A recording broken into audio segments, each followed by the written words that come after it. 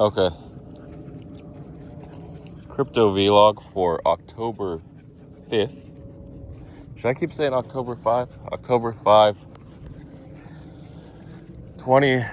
Actually, I'm going back 2 vlogs ago where I was talking about dates. I think you're allowed to say October 5th, but you would always write it as October 5. Okay, I think formally you would write it. That makes sense. In a formal setting, like written language, you would write it as October 5.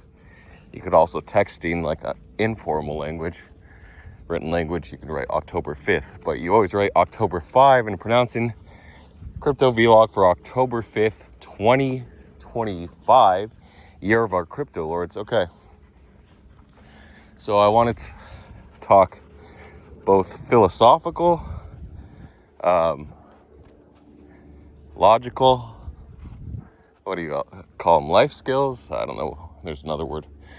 And crypto all in one. Let's see if we can do that. So going back to my last vlog on Friday, you should watch it if you haven't. Again, these are great vlogs to listen to when you're not doing anything, if you just want to listen in the background, if you're coding, but you're not going to get much information. Multitasking is sort of a myth.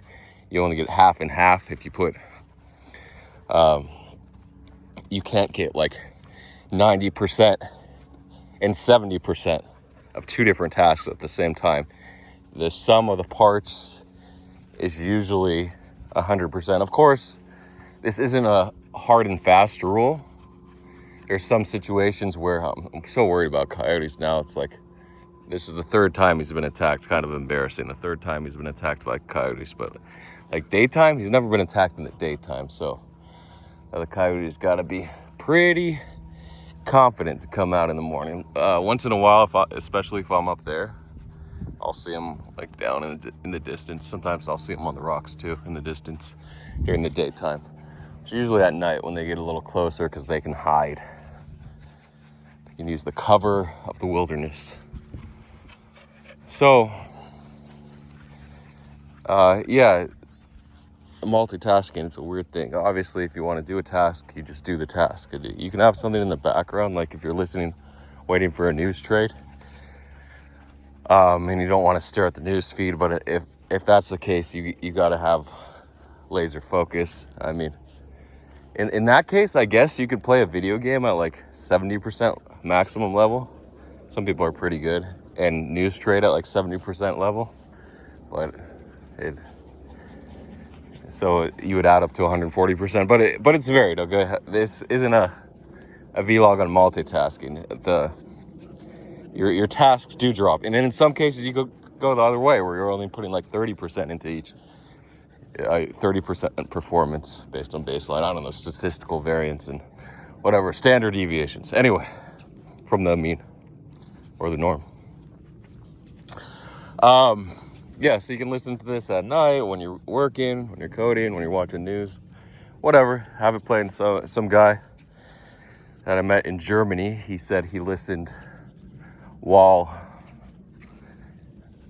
he was trading, just on the background or so. I'm like, oh, that makes sense. Listen to it while you're trading. Why not? But you should be watching news while you're trading. That was the best time, when I was just on the news feed and degen perp trading everything. But I just got worn out. I think I still would have been worn out just staring at the news all day waiting for something to happen. You got to degen into coins. It's just, you get so bored. Or you can play games. But anyway. So back to perp trading in the last vlog. Sizing, not only does sizing affect your win rate, I mean, not it shouldn't affect your win rate, but with slippage, if you get like into the 7-figure order size, it will affect your positioning a little bit. But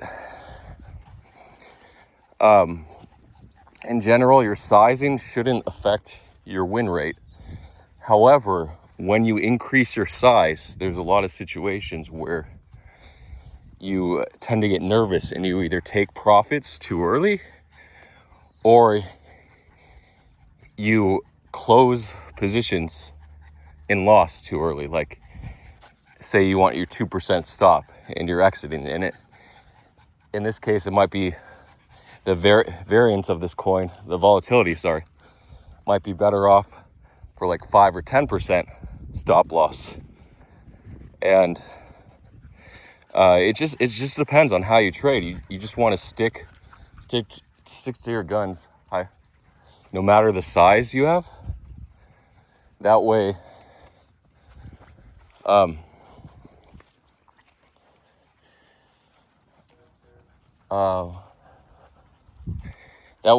your win rate isn't exposed to variance in position size. It's only exposed to standard variance from random variables or luck, whatever. So you're still going to hit that 55 to 60% degen rate, the ideal degen rate that you want. Some people are really good and they can hit upwards of 70% straight degen. And news traders usually can hit 80% or higher, which is great because they tend not to enter as many dumb trades. Wait for news. And we all know when there's a catalyst, it's the best time to buy. I'm going to talk about lighter points, salience, XBT, the generally the most popular OTC desk for lighter points. So the issue with lighter points is you're selling a wallet. Typically, the amount that you put up for sale is going to be collateralized by a USDT or USDC amount equal to the sale price. So someone was selling 10,000 lighter points, minimum quantity, or whatever, maximum quantity. I'll just give an example. At $75 each, someone was bidding, someone was selling $95 each. So they would meet in the middle at 85. So you would have to put up $85,000 if you were the seller in collateral. Okay, so in this case, the buyer would also typically put up the same collateral, $85,000. And it's held in the escrow, held by Salience XBT. You might think, Salience XBT can just run off with the money. But no, he's taking, typically around 2% is what escrow takes. So he's just taking his $1,700. Actually, it might be 2% from each side, so he could be taking $3,400. And he's fine with that because he can do 100 deals or something, and he'll make $340,000. Well, actually, there's going to be variance, say like $100,000 in sizing. No one's going to go for that max deal, but they might be able to do like a $500,000 deal once or twice in the few months that the lighter OTC market is open. It's been open since March, I think.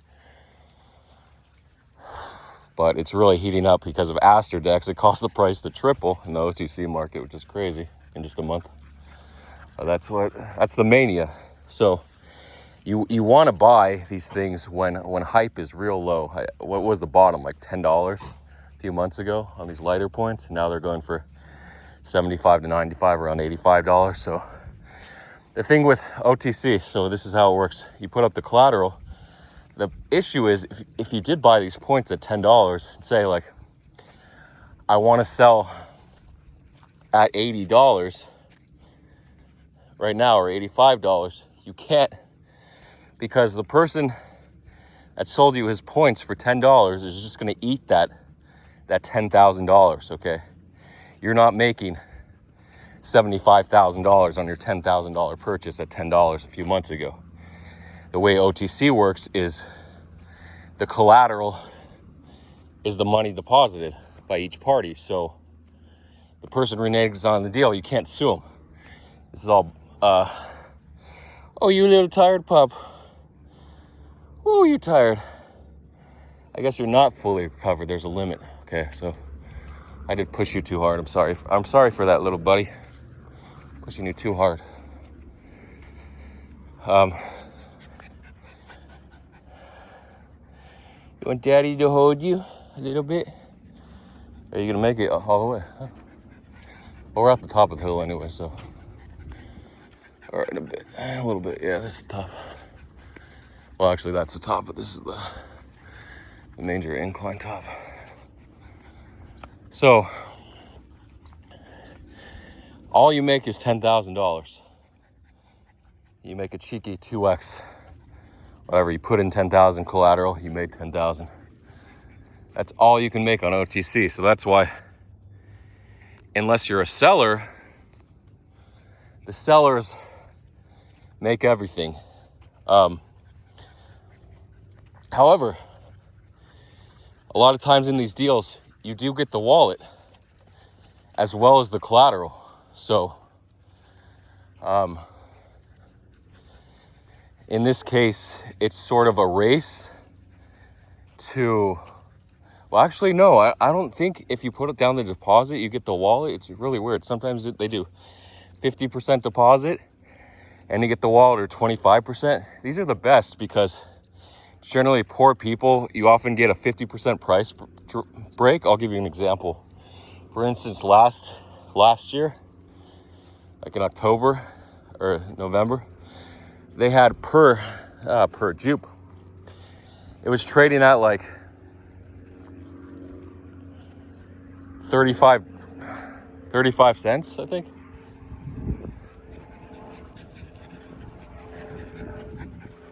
But on I think on jupe, they actually had futures there, 35 cents, or on at least on Arrow perps. But sorry, give me a second. But I was still able to buy OTC at like 20 cents, 22 cents. And you're like, how am I still able to buy OTC at 22 cents when the price pre-market perps is 35 cents? Well, the answer is blowing in the wind. No, it's not. The answer is right here, coming up in just a few seconds, is because the people selling at 22 cents didn't have the collateral. Some people had like 10%, but most of them had like 0% collateral. So essentially, they were selling you a wallet that could be resold infinitely. They could have sold that wallet 10 times, 20 times, whatever. Maybe the OTC dealer would have been like, wow, you're selling a lot of the same wallet. What's going on here? So in that case, there could have been a restriction, but say they sold the same wallet 10 times. They sold a lot of 1,000. No, what was the average like? I think like 2,000 or 800. No, I bought so many tokens that were only like 800 jupe, like low quantities. But I'll just say 1,000 to make it easy. At 22 cents, so like $220 per deal. And they could have sold it 10 times and made $2,200 instead of $220. And I'm thinking in my head like, oh, I'm instantly making $130, and there's 50 of these guys, right? This is an easy $6,500 play. But no, they could just resell the wallets. So in that case, we had to, I had someone make a bot. But the other guy that was doing the OTC for me, the guy in Indonesia, he was able to manually withdraw. And he started with the biggest, like the $2,000 or $5,000 wallets, 5,000 tokens, like $1,000. And then he worked his way down to the smallest ones that were $220. But the guy that made the bot for me, I sent him a list. So I sent him lowest to highest.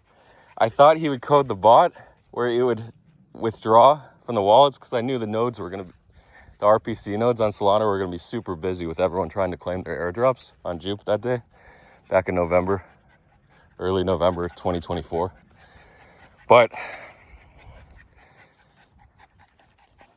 but he didn't have the logic, like the built-in internal logic in his head.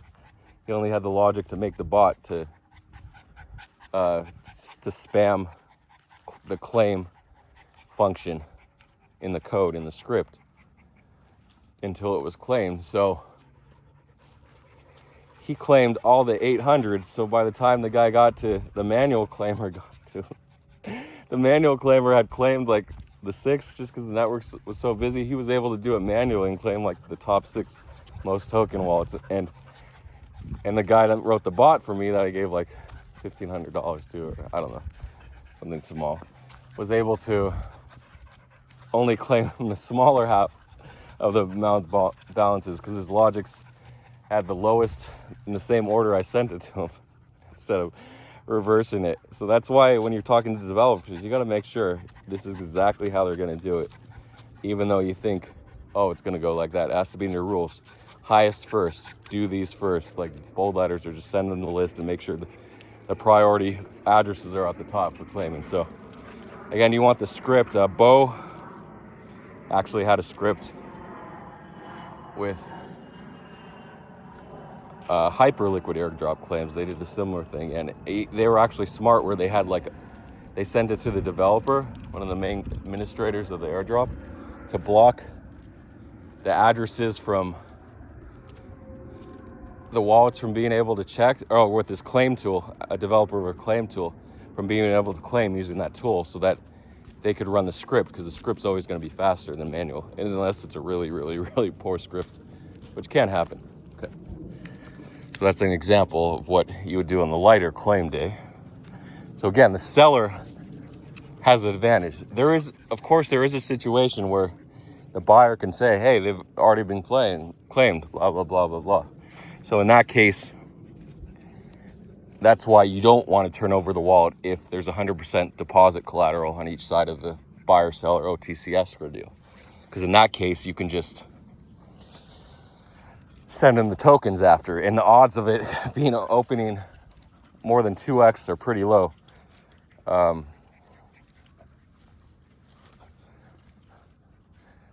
Because if it doesn't open 2x, then there's no point to sell, because you've already, say $85,000 is the deal we were talking about earlier. You're out $85,000 for you to make money. The price would have to be $1.70 per token. That's your break even if you were to renege as a seller on the OTC deal at this price. It's always 2x of whatever the deal is.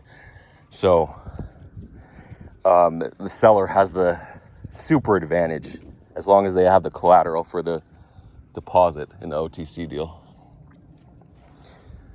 Anyway, that's just OTC. This vlog ended up being all about OTC deals, which is fine. Bitcoin all-time high, 125K. Amazing how it looked dead. At 108K, people were calling, Ansem was calling for like 92K. 92K was the bottom. People were calling for 92K, and then it bounced. People can still go to 92K, but I think the SPX would have to dip at least 5%, because it hasn't dipped. If you look, the most dip it has is like 2%. So it's been pretty much up only the last since April. The April bought, April 8th or whatever, April 7th, when Trump tweeted. I think it was April 8th. That's just the date in my head. So this is a really interesting vlog. Thanks for coming with me to share it. And I want to take a moment. We're going to go 25 minutes. We haven't been this long in a while, to talk a little philosophical tidbits.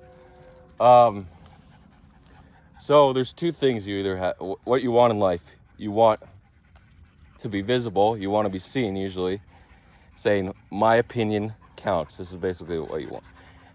Whatever I say, like if I think something's important or something's true and I want to tell people about it, just this natural human biological adaptation to inform others, other humans, other populace, about good things or facts. Like if someone said, hey, the lake there is dry, you're like, you would say, no, that lake has water in it. Look, it has water. Like, just look over the edge of the lake. There's water. And then you would be like, the guy's like, no, it's dry. And you would say, no, literally, go over there. Anyway, after a few minutes arguing, you might beat the guy, punch the guy in the face. You stupid idiot, ignorant fucking asshole. Go over there and check out the lake. But after the conflict's resolved, you'd walk away. But then if that guy's telling other people that lake over there is dry, it's a hot day, we can't do anything, obviously you wouldn't even want to drink straight from the lake, because stagnant water is definitely prone to bacteria, protozoa, and all that good stuff. It's going to make you gonorrhea, giardia, E. coli, all that good stuff that's gonna make you shit your pants. You'll lose more water than you take in. It'll be like a short-term fix, but a long-term suffering, or a mid-term suffering, if you eat from stagnant water that's infected.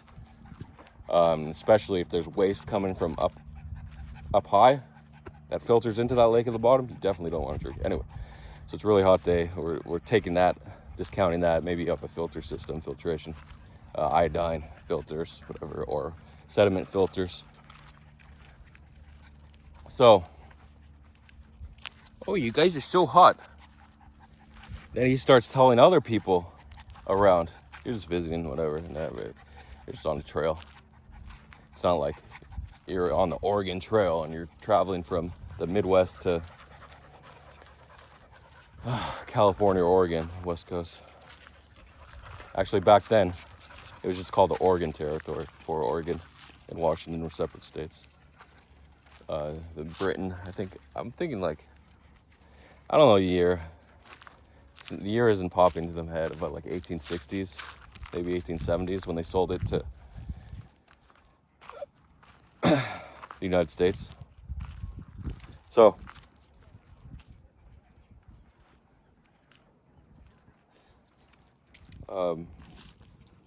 he starts telling everybody else around, hey, that water's dry, that lake is dry, don't go over there.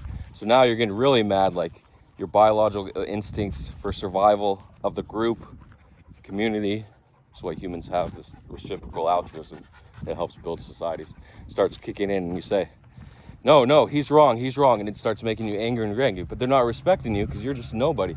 It's just your word against his. And the walk is like 2 miles away to the lake, and they're like, fuck it, we're exhausted, that's gonna take us 45 minutes to walk, maybe even an hour if you're carrying children or carts. So then, or wagons.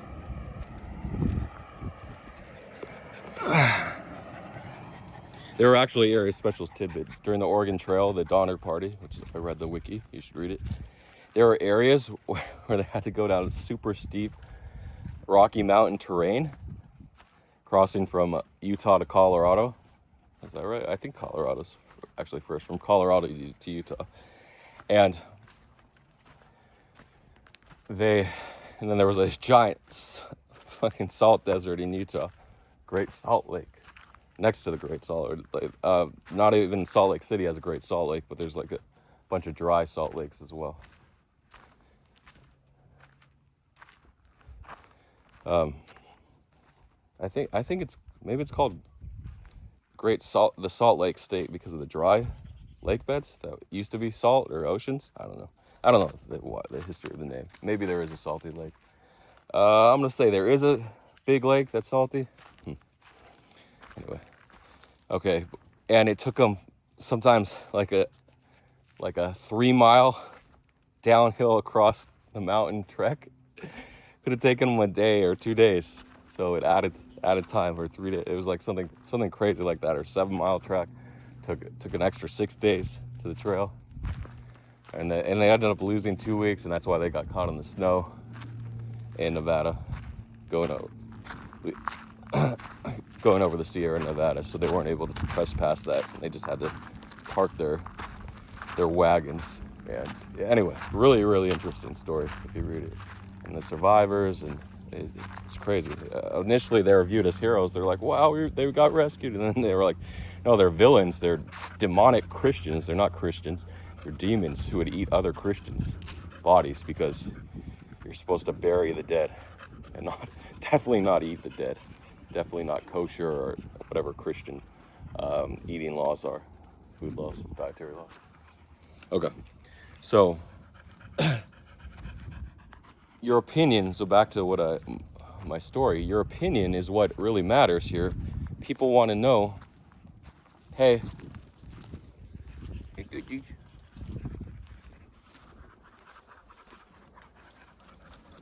the truth, because the truth helps build societies. So if someone says a false statement, you want to get out there to prove them wrong to help out others. But if you have no social collateral, social credit, like you're a nobody, they're not going to listen. If you're not like a priest, a rabbi, a teacher, government leader. Like, who are you? Just a guy? But now we get to crypto. If you have a lot of money, money talks. So if someone with a lot of money, like the main example, if GCR comes into the room and starts talking about stuff, you're gonna listen. Listen initially, but then like the last year he fell out of favor because he was making too many predictions, too many outlandish statements. But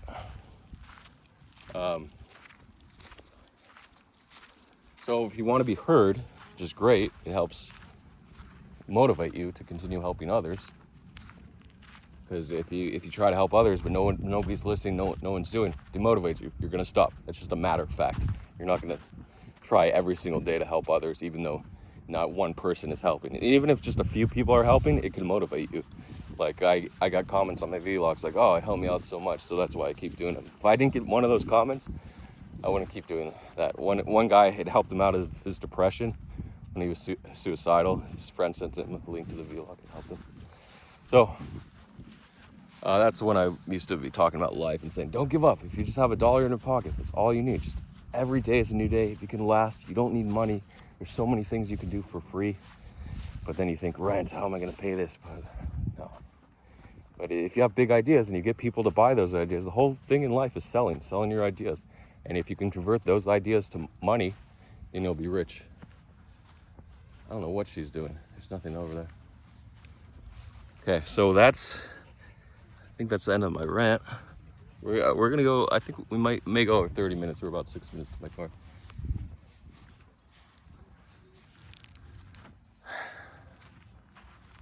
Oh, she was running to those dogs, I think. We're gonna have a little doggy interaction, unless those are backs.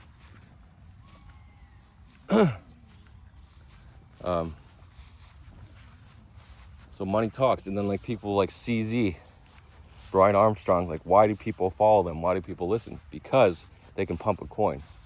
Money talks. Okay, they can make money off what they say. So in crypto, it's can I make money off what this person says if they're a profitable trader? Hey, Mike, come here. Come here. Get your ball. Get your ball. Come here. Mike, get your ball. Okay, come here. I thought it was a rattlesnake. I'm just like, whenever I hear that sound, it was just a drone. Can't see the drone. Maya, come here. I like the cute little puppy. It looks just like the one we have at home. The white one? The white one. What breed? A Jack Russell Chihuahua, I think. Okay, yeah, there's a Chihuahua. We have a Dachshund Chihuahua. It looks so much like him. Look at his little floppy ears. Ah. Yeah, he got grabbed by a coyote a couple weeks ago. He got dragged by a coyote? Yeah, but luckily he was rescued by this dog. Chased the coyote until he dropped him. Oh, Hey, Rusty. poor baby. Yeah, that's why his head is still. Oh, poor baby. He has all the coyote bites on his head still. Oh. He got bit. And how did you find out? Can I pet him? Yeah, Him, he's him fine. or her? He's a boy. Oh, poor thing. Just like the ears, though. Yeah, his scabs are coming off.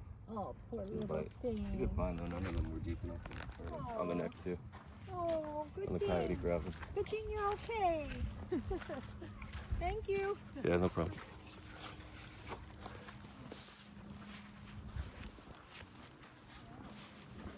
How many do you have? Just these 4. Yeah. Look at they're all so good. Yeah. Listen.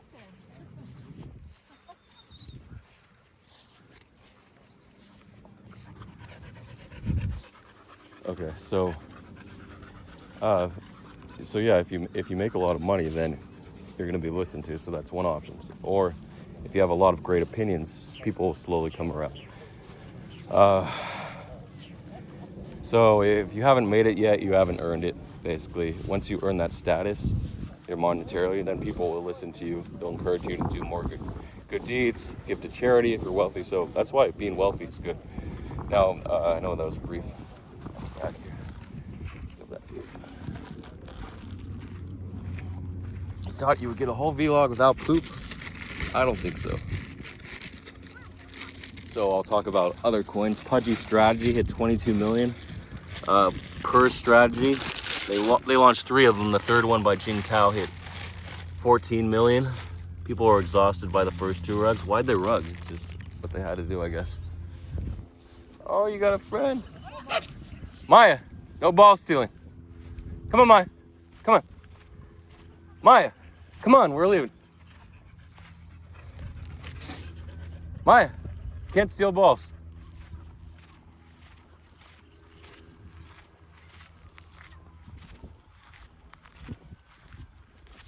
Rusty, come here. She's trying to steal his ball. Pudgy strategy 22, the leader, punk strategy, 275 million. Come on, they're only like 10% in profit, 15% in profit off their purchases, and most of it's ETH pumping. So it's so stupid. These are all Ponzi's. You got to be early. The lesson is be early. Buy early, buy often. The 4 traders, we found the guy that put 60, 70,000 in at 1 million market cap and was up 8 million or so.